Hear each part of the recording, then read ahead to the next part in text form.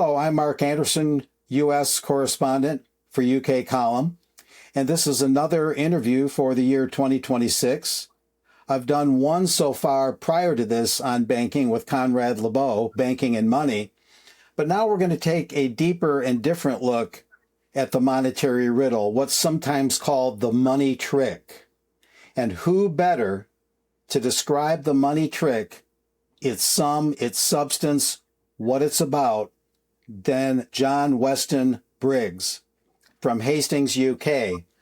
I've made his acquaintance casually over the years, and this is the 10-year anniversary, approximately, of when he first created this book, Alice and the Money Tree.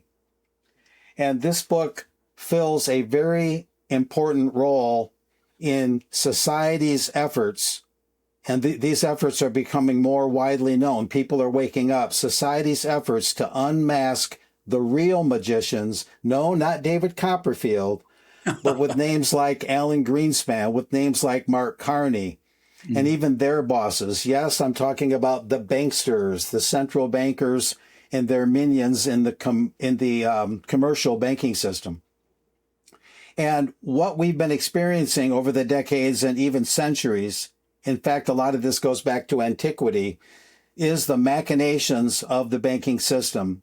And what John has done, and this is really yeoman's work here, is put it into rhyme and verse and prose and giving it a poetic and inspirational edge, because it makes it easier to read, easier to understand, easier to absorb. You're dealing with something ultimately very unpleasant, and you have to have a way to get at it. You have to have a way to teach the young people and even the adults in a way that they can actually enjoy, even though it's a rather dark topic. And this book does that, Alice and the Money Tree. John Briggs, welcome to the show. I'm so glad that you were able to do this on this UK column interview. How are you doing today? I'm fine, and thank you for doing this, Mark. This is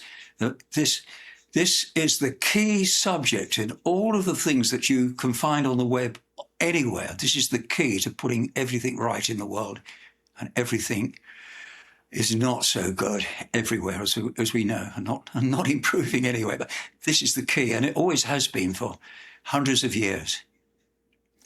Indeed. Like we've often said off the air, solve this, you solve everything. Ultimately, I think there's Absolutely. A lot of truth to that. Yeah. And it's this conjuring trick of outsourcing, how a nation that wants to be truly sovereign and control of its own affairs can outsource its organization for buying and selling things to an outside agency. You can't imagine anyone would ever want to do that. However, there are great pressures for people in charge of our societies to be bribed and blackmailed and influenced, so that the money in circulation is the cure for it all is for the governments to spend the money into circulation, interest and debt-free. But what we have is borrowed into circulation. And we're told, I mean, the story is they have money in the vaults, which is collected by, which savers place there, and this is loaned out to us. But it's a conjuring trick. They've just got a little bit of money in the vaults, and they create a vast amount of money in connection with, and this causes three huge problems for society. The first one is that everybody thinks the money's prices are rising and surging, and nobody quite knows why. And it's because the pool of money is continually being diluted with money which, is, I think, widely understood by everybody, created out of thin air. And it just doesn't have any more value than the the paper it's printed on, if it, virtually, but it has to be paid back with money which represents people's trades, things they've sold, and their work. So Yes. inflation is the great problem, and the other problem is all the treasure of the kingdom or the state is hoovered up with compound interest, repaying 2 or 3 times over loans which were never actually made or only partially, not fully made. Indeed. And the government's answer to this everywhere, because they don't. The great thing about money, which I think everyone should understand, is money has it comes with control. You cannot argue with whoever's. Everybody needs things to live. You need a roof over your head, and you need to be able to eat, and everything you want is you have to have money to get it. So we all need money. Now, the person who provides you with the money, you can't fall out with him. If you go to work, you can argue with anyone you like, but not the boss. You're out of the door, and the end finishes. If you're a journalist on a newspaper, if you write something that the boss doesn't agree with, you're out of the job before the sun goes down. So the supplier of money has control over you. And the way that it can be done successfully is that you can either borrow it into existence, or you can spend it into. The government can look at work out what the value of the kingdom or the state is, and make tokens or money to represent that value and spend it in circulation. Or that's correct. Or you can borrow it into circulation, and the money that you borrow into circulation doesn't have any value until it's swapped for something, and then it gathers the value of whatever it's swapped for. And this process of, I hope I'm not ranting too much, Mark, but trying to get my thoughts together. The process is, for instance, in England, pound sterling is the basic unit of currency. And you can't get a pound note anymore because it's been devalued so much. The smallest note you can get is a £5 note. Now, a pound, when this system originally started, the pound represented a pound of silver, which in today's value is about £500. That shows you how much the system, over a couple of hundred years or more, has devalued. And in fact, the £5 note,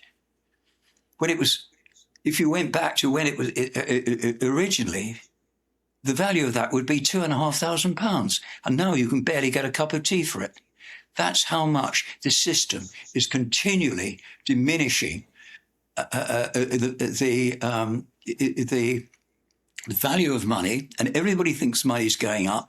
And the answer from the government is to expand, have more trade. We must have. They had this mantra: growth. It doesn't matter what party they belong to.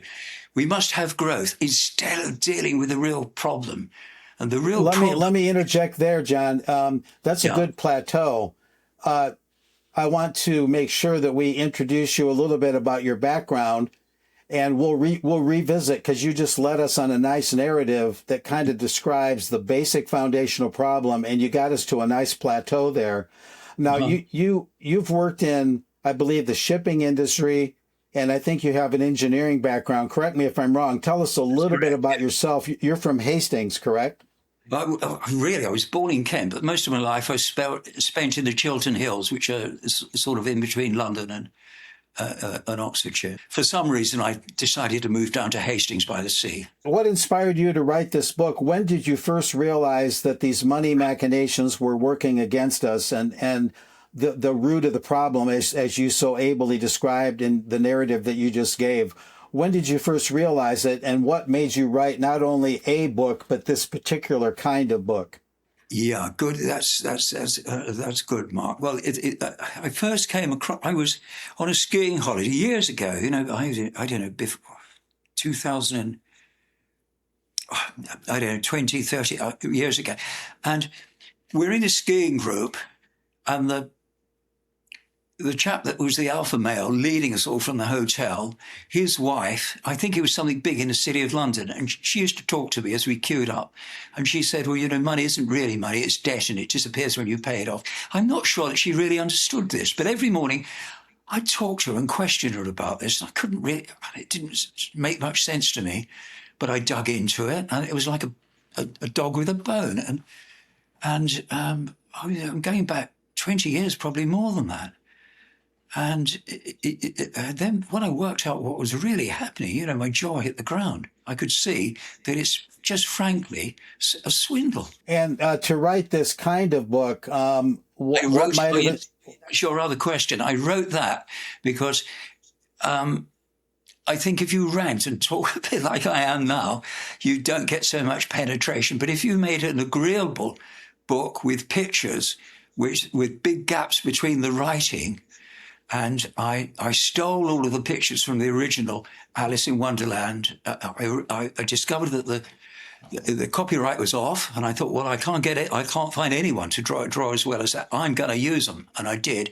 And I put lots of spaces between it all, so you could read the whole thing from various directions within half an hour, probably, or it's certainly less than an hour. And my intention was perhaps for mothers to read to their children, or to get penetration. Now, Mark, can I tell you this?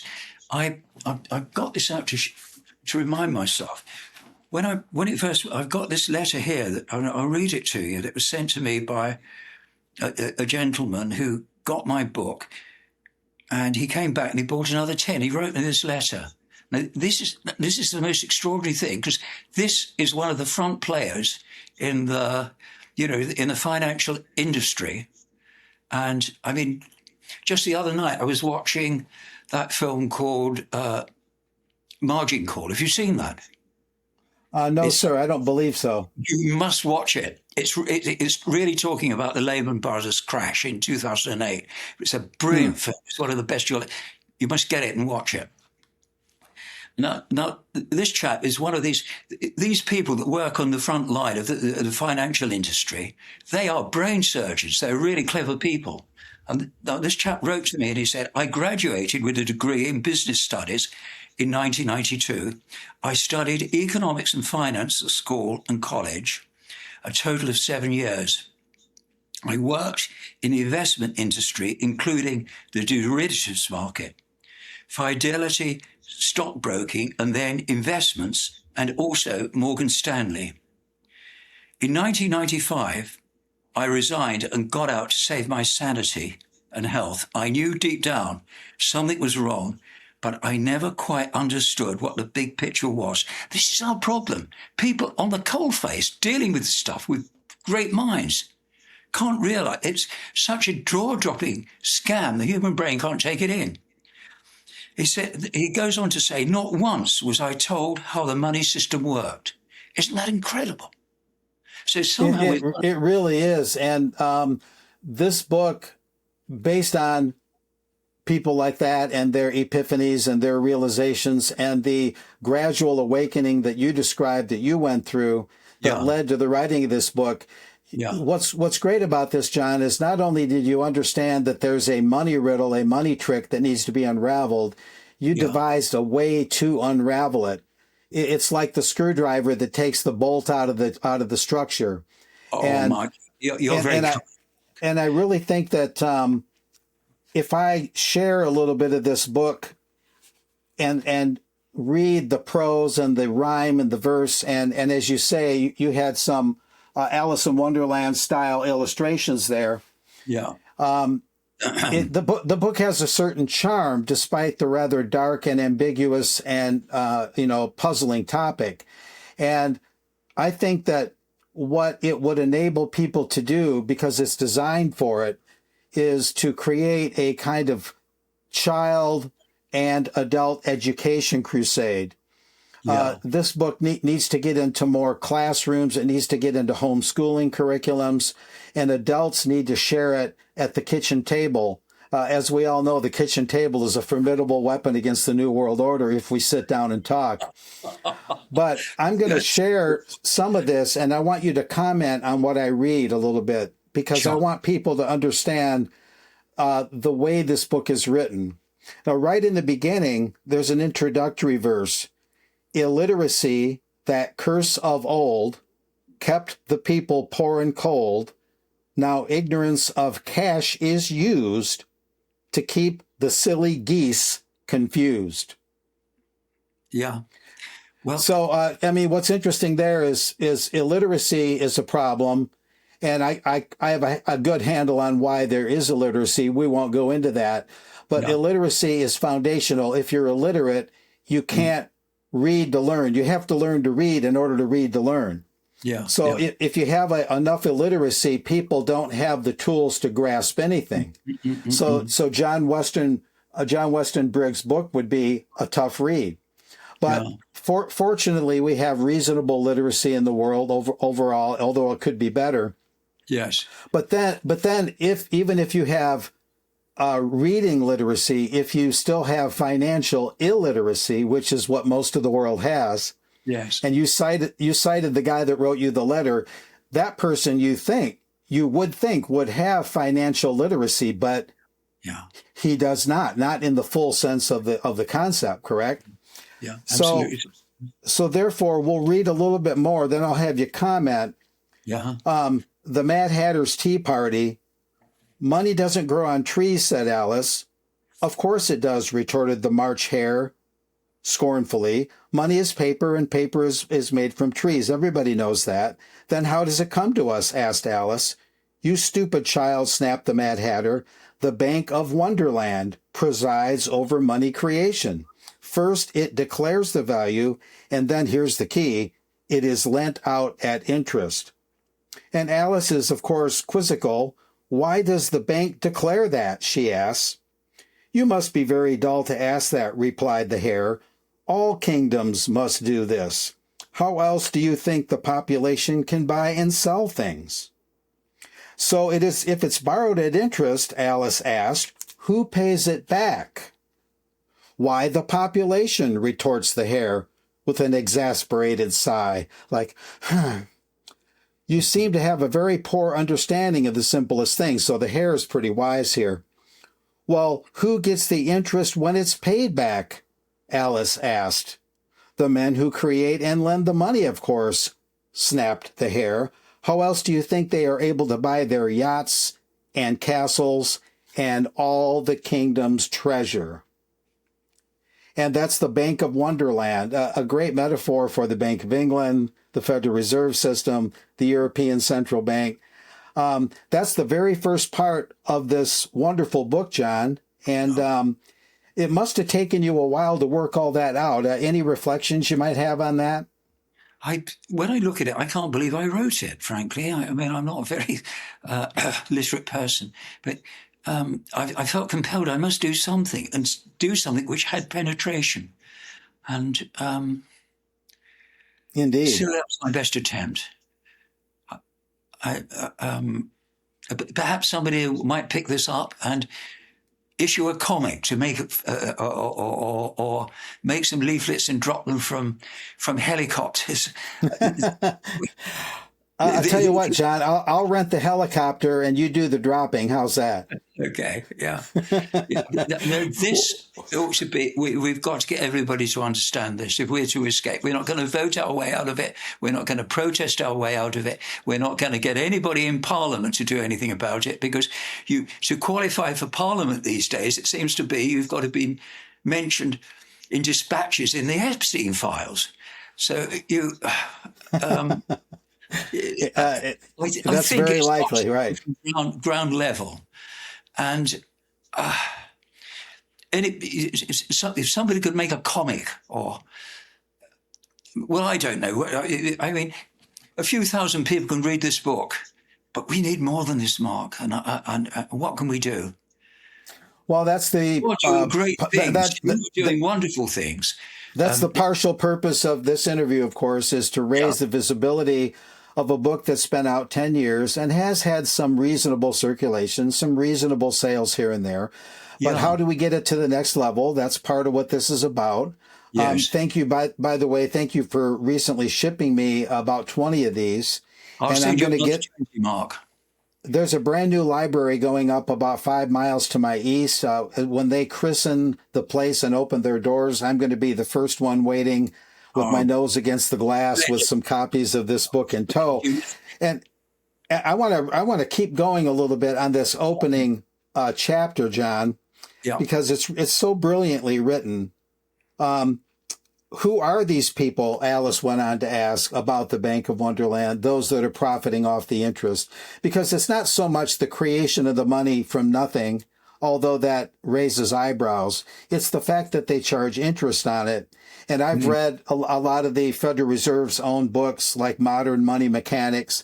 Yeah. And what happens when a bank makes a loan is they don't actually part with any assets. No. They don't lend the depositors money, as is commonly believed, and they don't lend their own. So therefore, the only thing they can lend is new bank credit entered now, not with a quill pen anymore. The quill pen is the old weapon. That's the musket. The new weapon, putting the musket away, is the computer keyboard. Yeah. And they conjure up these figures. As C.H. Douglas, a noted UK-based monetary analyst, once noted, the banks loan something, but they part with nothing. Yeah. Yeah. And so Alice is exasperated about this. And the Mad Hatter is telling Alice that the bank's workings, quote, are hidden by royal charter and hidden by the Official Secrets Act, so that you might not find very much out. And I looked that up, by the way, and the Official Secrets Act does have something to do with keeping the banking operations more or less sequestered and more or less under wraps. Absolutely. It may not be absolute protection right down to the nth degree, but it does have something to do with it, very much so, as you noted. Yeah. And Alice says disapprovingly, this just can't be right. For if their activities were wholesome and proper, it would not be necessary to keep them secret. You must understand, replied the Mad Hatter, the Bank of Wonderland is independent from any government control and exists to look after the interests of the money people and their system. And Alice, of course, is more and more beset by this. I think that's very unfair. It costs hardly anything for them to print the money, yet when it's paid back, much additional value has been attached. And so Alice is, in this opening chapter, Alice is waking up to this very grim reality, and she's very, very bothered by it. And it's a great first chapter, John, because it reflects, does it not, anyone hearing this for the first time, we are all Alice now. And when I read this, I said that to myself, we are all Alice now, if we have at least the basic information to have the epiphany, to wake up to what's going on. We are all Alice now. Mm-hmm. Yeah, Alice. Go ahead and comment, John. Go ahead.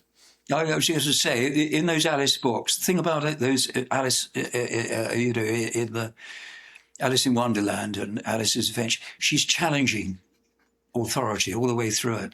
She's a little girl, and that's what I used. She's challenging authority and the received state of things and questioning all the way through. So that's what I thought that's why I chose Alice to do it. And you make a very good point. Not only is it authority, it's illicit, improper authority. It's not elected authority. And people will come back on that and say, well, your elected and appointed officials hired these bankers, so it's legitimate. But the thing is when that authority is arbitrarily exercised and you have no real way to remove that authority, you have no real concrete way of getting out from under their thumb, then that's the very definition of tyranny, is basically having power without having been given the proper authority to exercise that power. Very good footmark, yes. Yeah. And bank charters are not the answer. Brian Garish of UK Column some time ago brought out how not only Switzerland but the UK are under these agreements with the Bank for International Settlements, which is the central bank of the central banks. Long story short, Yeah. the understanding or contract that the Bank for International Settlements has for any country in which it operates basically tells that country, you can't touch us. We will do what we will do. However, we want your government to provide us with security when we need it. We want your police, maybe even your army. But in return, you do not get to meaningfully or substantively regulate anything we do. We're the Bank for International Settlements. You're not. We'll do as we please. And that is what these agreements that central bank of the central bank puts together with these countries.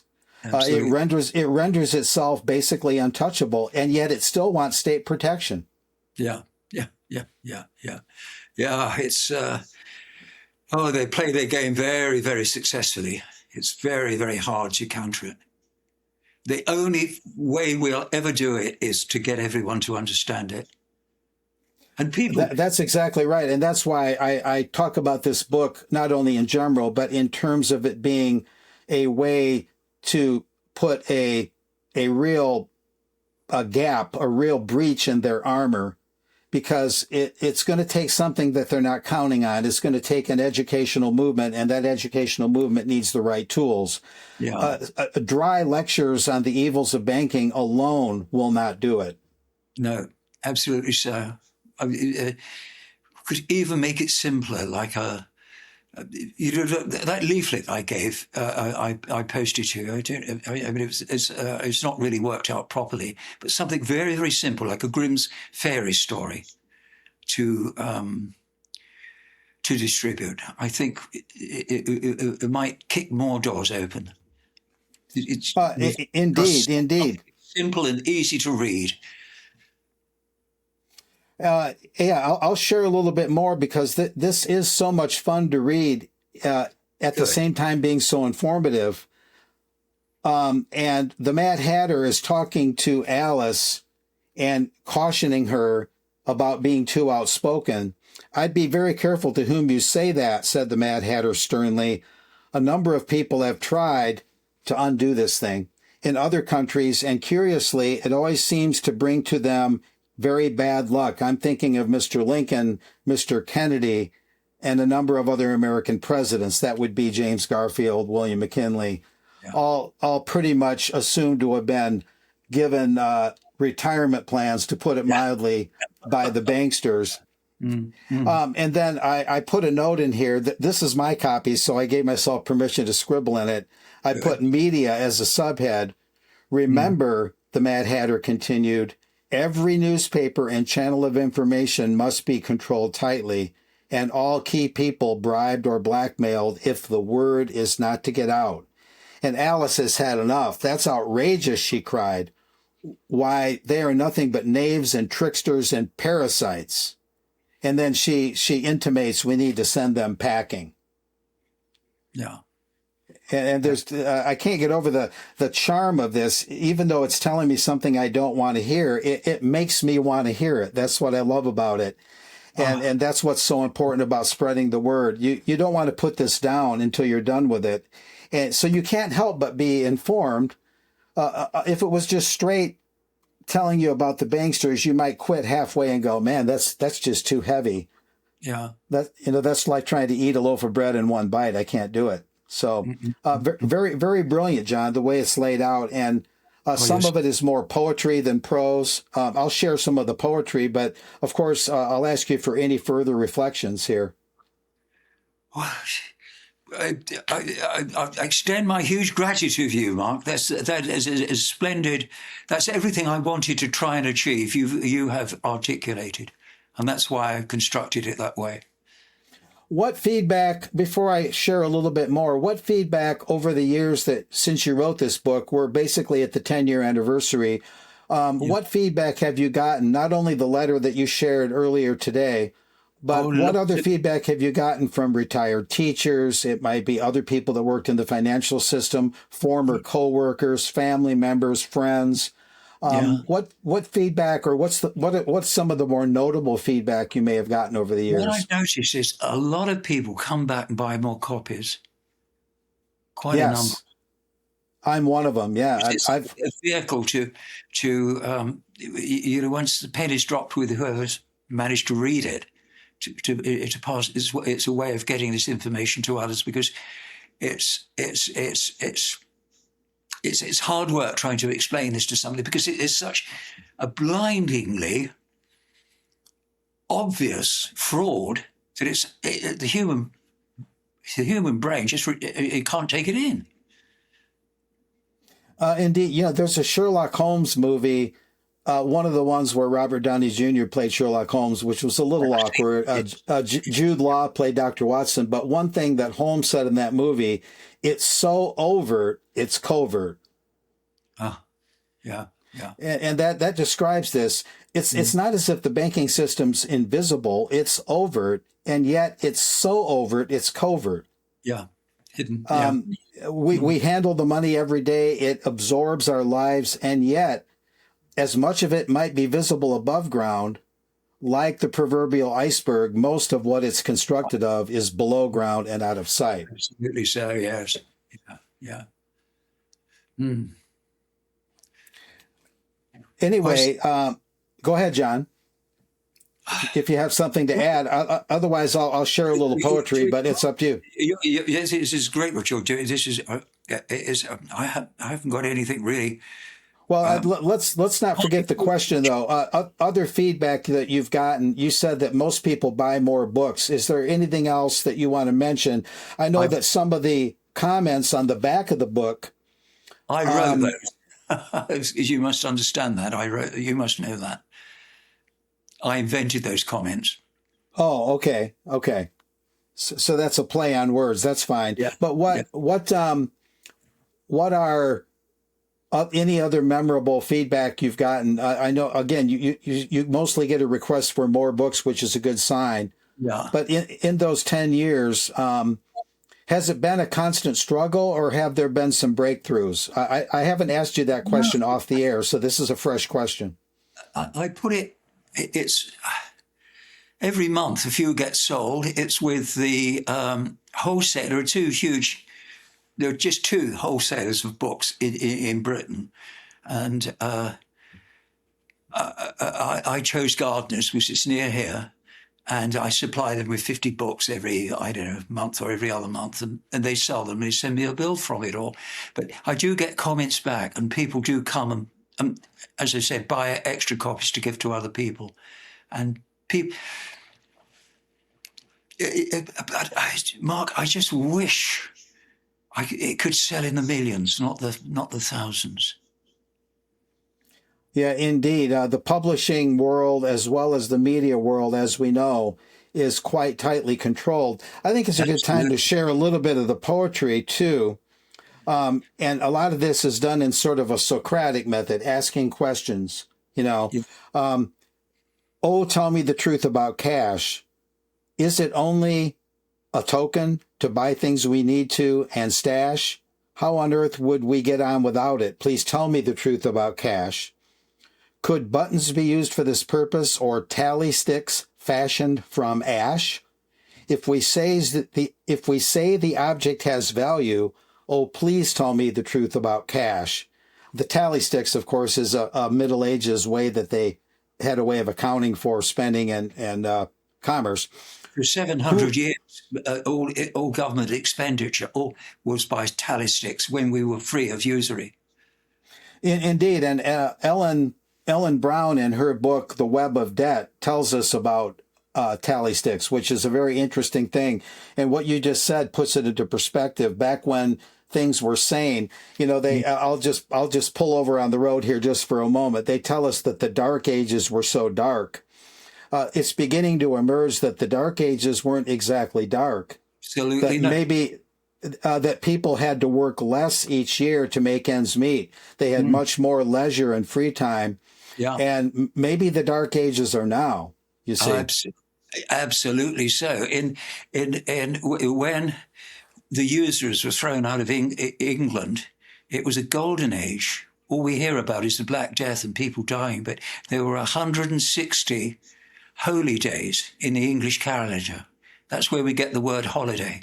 Now, how many months' holiday is that? I mean, everybody knows there were 12 days at Christmas, but nobody actually gets them these anymore. But and I think, I mean, the church sort of shared power with the king, and probably invented these days so they had lots of free labour to help build these marvellous churches, one in stone, in every village in this land. And, Indeed, and you could say, I'm sorry, go ahead. I beg your was going pardon. to say, England was covered lots. I mean, there's still, there's Wimbledon Common, and there are still commons, but most of it has been stolen by landowners and government. But there was lots of room for people to keep a few chickens and forage for wood, and it was free to everybody. But that's all been, with the Enclosures Act, greatest crime ever in England, apart from selling out to the usury. But for hundreds of years in England, right up through Queen Elizabeth's time. Wow. Uh-huh. But the usurers came back in with William the Conqueror. These people they're like hyenas looking for weak deer in the herd. And if they can see trouble or confrontation, they'll climb in there and offer to lend gold. And they're back in again. They funded William the Conqueror's invasion. England before them, under King Alfred, earlier, I believe, right back to 700 and something. There were half a dozen English kingdoms before it was England, and usury was outlawed by King Offa in the 700s, and really enforced by King Alfred the First, King of the English, the first English king. And people couldn't read and write in those days, but they understood this. And now, we've got a real. It's a real challenge trying to get this message through to people. You know what you just described there. I'm glad that we pulled off and did a pit stop as I'm reading this. Oh, Tell Me the Truth About Cash Poetry section in your book, Alice and the Money Tree. That's very important. The Enclosures Act and everything that you just described. Merry England, which probably went up until the 14 or 1500s before things began to change, all the free time people had. And, one of the tricky things about literacy, even though we had the invention of the printing press and many good things happened, is that now we have a, reasonable extent and reasonable degree of literature understanding, reading literacy, that sort of thing. But we have so much false information. So yes, there's literacy, but there's propaganda for people to read. And that literacy is not being given or not being merged with the correct information. Absolutely. So when reading literacy meets financial literacy, imagine the dynamite effect in the proper sense, in the positive sense that would have. We would then usher in maybe a new merry old England kind of age, maybe the world over, maybe worldwide. And we ought to have a lot less labor required to have the basic necessities of life. We shouldn't have to be working slaves and being yoked in some sort of work state that comes right out of a dystopian novel. And most dystopian novels show work states. They're not people on welfare or the dole. They're people being worked to death. Working their whole lives away. If you remember Metropolis, the old German silent movie, the people had to work so hard that men actually had to make the hands of the clock move manually. The clocks didn't even go on their own. And that granted, that's a stretch, but it's indicative of the exact opposite of what you described. There used to be this leisure society. People worked to the extent that society required work to have the goods and services needed to survive and flourish. That happened. You had many, many holidays. That's where the term holiday, holy days or holidays came from. And so all these cathedrals and all these beautiful structures were built, and that's what gave your homeland its character that fortunately it still possesses today. But now we have this overlapping cancer of these financial powers that are trying to cancel out everything that you just described. Absolutely so. You put it so well, Mark. Well, since this book is part of the remedy, I'll read a little bit more. And I'm glad we hit on tally sticks, because that's what inspired our foray into that conversation there. Who is it that chooses its value? Does the queen dream it up in a flash? Is it pulled from a hat like a rabbit? Please tell me the truth about cash. Does it spring from the air like a phantom when our fingers' computer keys bash? Do they know when enough has been printed? Oh, tell me the truth about cash and the money to pay for our projects all over the country to splash. Must we borrow these tokens from bankers? Oh, please tell me the truth about cash when these tokens are seized by our taxes, causing everyone's teeth much to gnash. Why use them to featherbed the bankers? Oh, tell me the truth about cash. Is the central bank subject to no one? Would to question it prove very rash? Why is Parliament deaf on this subject? Oh, tell me the truth about cash. If the banks produce money from nowhere, how much would their profits be dashed? Should the nation take over this function? Oh, please tell me the truth about cash. A little more. What on earth would we do with the money, not to mention the interest that we'd slash? Would our days then forever be sunny? Oh, please tell me the truth about cash. That kind of takes it full circle. Mm-hmm. Would our days then forever be sunny? In other words, would we then, as we said a minute ago, would we then usher in a new enlightened age, a real one, Lord, yes, and get rid of this dark age we live in that's disguised as an enlightened age? Yeah. And so you see what would happen if the money trick is exposed, and we know how the magician does his trick, how quickly, and that's the thing. It looks formidable, but wouldn't it, I'm going to put it in the form of a question. If we reach that 100th monkey, that threshold where enough people have read this and things like it, wouldn't it change rather quickly? Or do you think it would take a while? Or do you think the enlightenment would be so vast that it would change rather quickly and change to what it needs to be? It makes you wonder just how quickly this would unravel, is what I'm saying. It is my hope that would be so. But certainly the key to escaping from this prison that we're all in, with this money prison, is for everyone to understand it. And so few do. We've got to... Amen. More ways to be able to get this across to people. Yeah, I mean, my effort is not enough. A few thousand people reading it it's great. It's something that's there, but I don't think we'll ever do it politically. I don't think anybody will get on a soapbox and listen. You'll never get anywhere in politics with it. The only caveat, go ahead. I'm sorry. We're not going to do it with votes. We're not going to do it with protests. We can only do it with education. If everybody knew this, then the powers that be that enslave us with this ghastly money system would have a very serious problem. Indeed so. And maybe the next time or two that I come to the UK, John, like I've done here in the past, some years ago, we can find a local library that would host us for an evening program.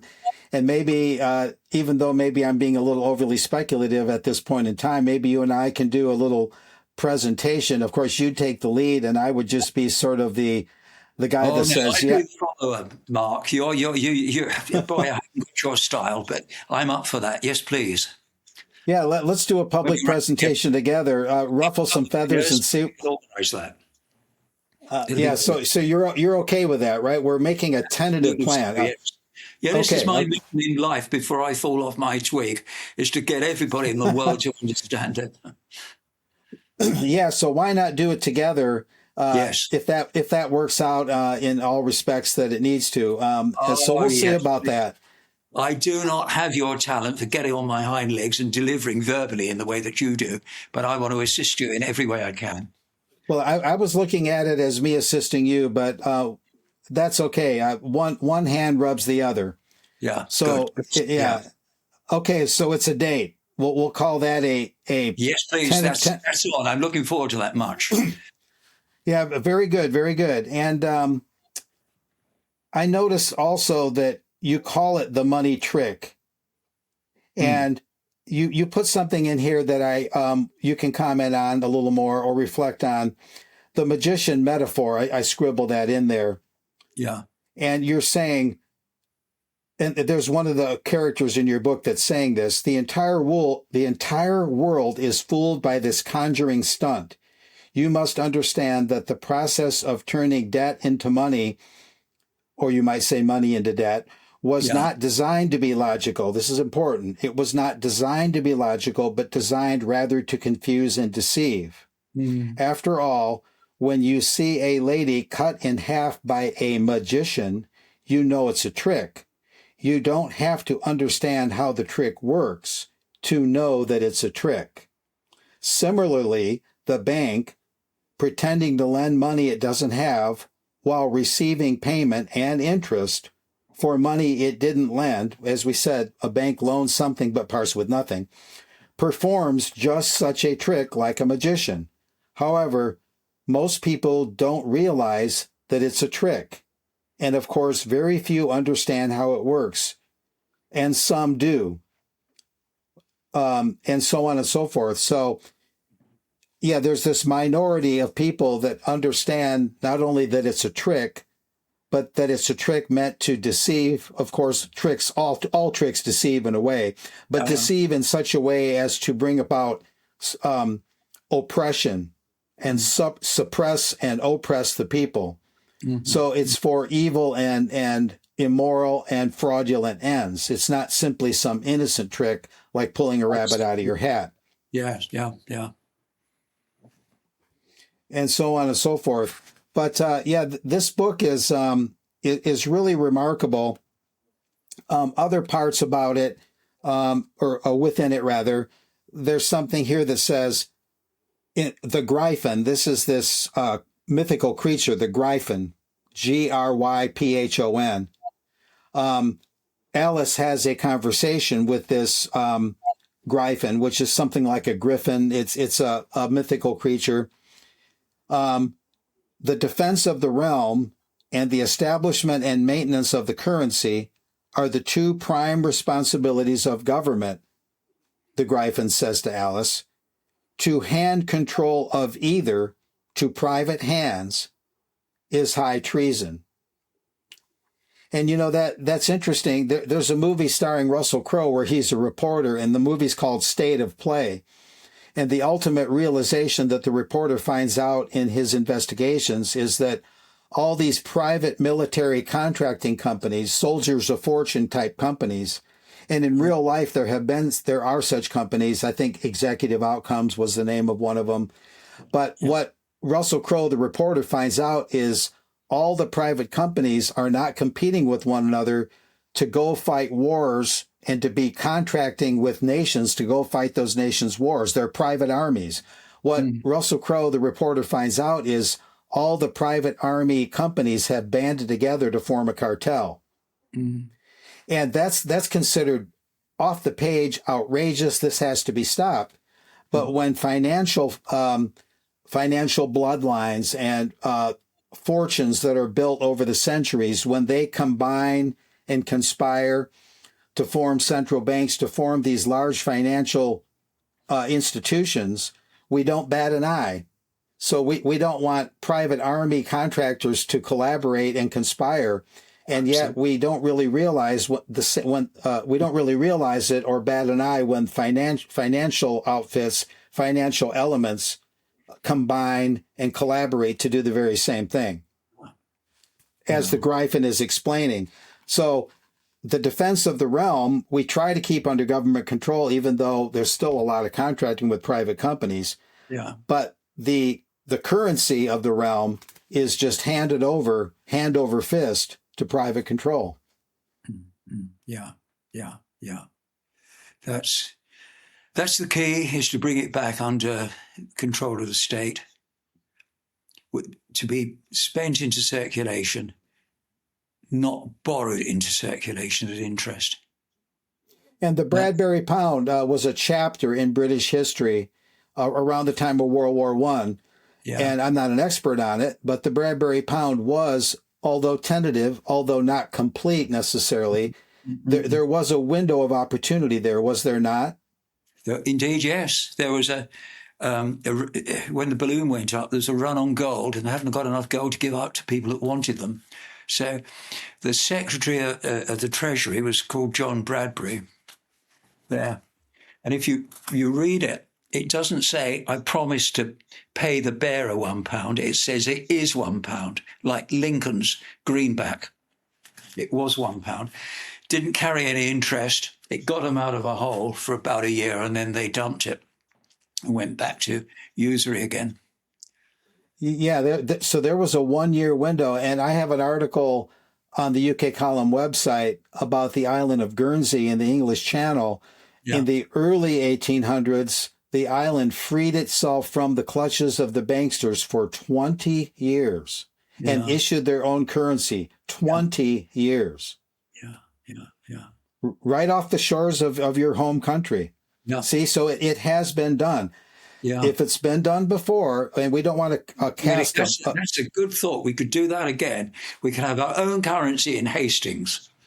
And I don't know how we pay our income tax on it, but at least we could swap our goods with our own currency, which presumably it wouldn't diminish in value monthly in the way that inflation is destroying our currency at the moment.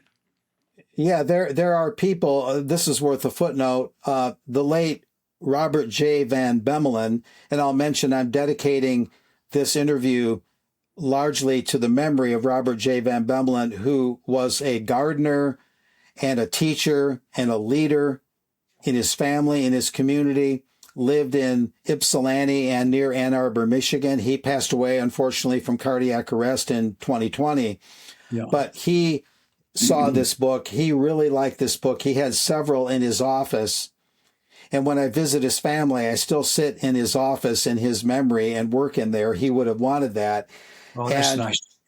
And he understood that local currencies, as you're suggesting, can at least be a starting point. Yeah. Because what happens is if you create a local currency that has even some modicum of success, it not only does it work at least within a limited realm of buying and selling, maybe farmers markets, things like that, maybe homemade crafts, church bazaars, church festivals. Not only does it do that, but by using a local currency, it begins to teach people, wait a minute, I don't necessarily need this British pound for everything. That's a really good point, Mark. Yes. Yeah. That's excellent. Yeah. And so people might hear local currency. It sounds too little too late. It sounds naive and all that. It's a start. It's like a first step to get people to think, aha, something larger does need to happen. Something more nationwide, worldwide. But this, a journey of 1,000 miles begins with the first step. And so I'm just putting that out there that if you're cynical about it or skeptical, that's fine. But a local currency, and I have a little bit of experience in this in Canada and the United States, can have currency. A local currency can have currency in the sense that it can move goods and services to a point, and then or have a way of providing a discount on existing goods and services where you'd pay a little bit of regular money, and then the local currency would be sort of like a coupon currency and provide a discount, which was Bob Van Bemmelen's idea. He called it unity. So that's Yeah. a brief salute to Robert J. Van Bemmelen of Ann Arbor, Michigan, to dedicate this interview partly to his memory. But anyway, John, much could be said about this book. I've shared some very significant sections of it, and I want people viewing this interview, of course, to buy multiple copies if you're so inclined, and spread the word. Retired teachers, homeschooling programs, adult education courses to the extent they might still exist. They used to be a big thing around the turn of the early 20th century. Adult education was pretty widespread in the U.S. and the U.K. and pretty free in terms of what they could teach. Yes. But what might you think we could do with this book? Maybe have you ever considered doing like a little book tour? Have you ever approached any small bookstores? I'm just wondering if any small bookstores have. Usually, I walk into a bookshop and I, try and give them the spiel and try and get them to take it on with some success, I have to say. And Great. It's. I do remember. This is an interesting story. When I first took it to Waterstones, they said, "Oh well, I took it to a place called Lakes. No, it's not Lakeside. It's called Blue Water, and it's near the Dartford Tunnel. It's the biggest shopping centre in Europe, and I took it to Waterstones, which is the biggest bookseller bigger than Foyles, and they ordered half a dozen and they sold them. And when they went to resell it again, the buyer said, "Do not reorder this book." So there's clearly some sort of censorship there. But and the chap ordering it was more senior than the buyer, but he wouldn't answer the emails. So there's resistance from. However, they now hold a dozen copies, and you can get it online from them. And I'm a bit lazy, but I should go around to all of the Waterstone shops and get them individually to stock the book so that it's on display. It's one of my. I do remember it was on display next to 1984 and George Orwell in that Dartford store. I was very proud of that. That's an excellent idea, to give it that extra turn, that extra push at this very vital, pivotal time that we're living in. Absolutely. Mark, you lift my spirits and you've encouraged me. I'm not doing enough. I must get out there and push it harder. Only because it's so important, and only because so many people have worked so hard, you being one of them, to bring such vital information to light that tends to get buried behind the headlines. Headlines tend to be, if it bleeds, it leads. If it blows up, it shows up. Yeah. It's got to be this more immediate thing, and some of that's unavoidable. You need to report that stuff, but we don't want it to be ultimately at the total expense of, if this were to get completely buried underneath the headlines, then we wouldn't have the key to unlock what we need to unlock and solve the problem. And then you'd have far fewer things blowing up. You'd have far fewer things bleeding. There'd be far more peace in the world and far more cooperation. Absolutely. And even migration, logically migration, heavy unchecked migration that tends to be overblown and tends to cause damage to societies. Arguably, that's because, to a degree at least, some people are looking for greener financial pastures, and the irregularities and problems that this financial system causes is no doubt among the reasons that people just uproot, pull up their tent stakes, and just walk, even illegally, into another country, the Texas border here. Because the economic system is so unjust, they figure that maybe the next country over has a better system. So it would cut down, at least reduce illegal, heavy, unchecked migration. Yeah. or what they call illegal immigration in the United Yes. States. That, I know you have we have a problem here, but not like yours. yeah, maybe not in the overall magnitude of it, but some Yeah. of the results can be the same. Yeah. It causes sort of multicultural tension, Yeah. even though, in my mind, maybe even people from different cultures, if they got together and read stuff like this, it would kind of foil the whole migration trick and migration I think subversion. you're That's right. Do you know, here in England, we've got I'm going to show you this, Mark. We've got in fact, I'll post you a couple of these. You might be interested in these in America. We have a newspaper. Can you see that? It's called The Light. Have you come across yes. this? You've come Yeah, across. when I was in York last October for a UK column conference, I read several editions. Yeah, it's done quite well. It comes out every month, and there are people standing on, in haste, and they're dishing them out. And people, and they're getting very, very popular. Yeah, indeed. That if your book has not been promoted in there yet, maybe it has, but if it hasn't, of course, that would be a good outlet. And Yes. before we sign off for today, I'm going to have you give a website or all the ways that people can get this book. We're going to do that in a minute, but let me read a little bit more just to Sure. provide a summation to our discussion today. The banks usurp the right of kings to create our money and so bring to everyone the usurer's yoke, enslaving all till all are broke. Yeah. That really puts the period on the end of a long and spirited discussion that we've had today. On that note, John, how do people get this book? What are all the different ways, or what's the best Just way, go to maybe? any bookshop and ask for it. And of course, most people go to Amazon these days, and they stock it, and they'll post it to you. So a bookshop can look it up in their computer catalog. Is it? Yeah, and they can get it in very short. There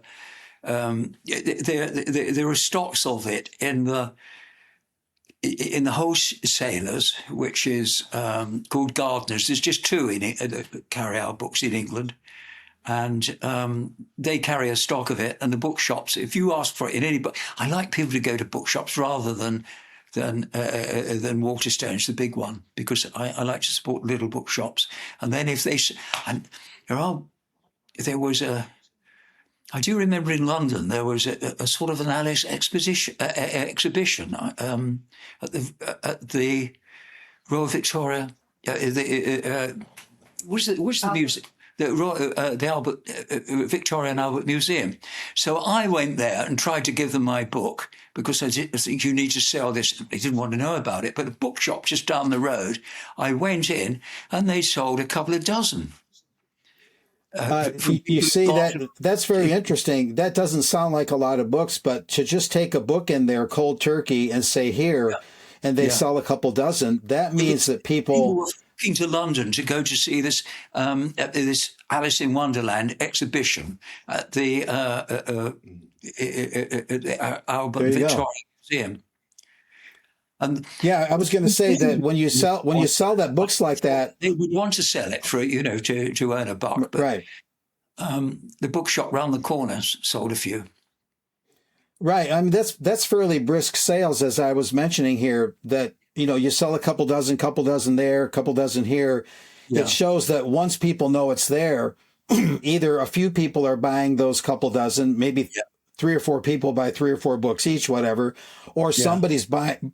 Somebody's buying all 10 or 12, 15, 24 of them, meaning that they want to share them with other people. Either way, yes. It shows you that when people get a whiff of this, when they get a taste of this, they get energized about it. Yeah. It is. Yeah, and that's the purpose of this interview, is to increase that energizing of the population, both UK column viewers that are already largely aware of the basic problem, existing viewers, and the many, many new viewers and members that UK column always attracts.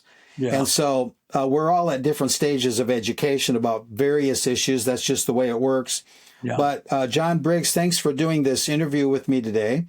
Well, I can't thank you enough, Mark. That's absolutely superb. And I'm glad you presided over it in such a wonderful way, because I'm not very good at delivering this stuff, but I can see you have a real talent for this, and I thank you for it deeply. Well, that's nice of you to say, John. Alice on the Money Tree, he just explained, ladies and gentlemen, how to get your copies. It's not a long read, but it's a pleasant read despite the topic. And I'm Mark Anderson, U.S.-based UK column correspondent. And we'll see you next time here on UK Column Interviews. Thanks for listening. Thanks, John, for being with me. God bless you, and thank you so much.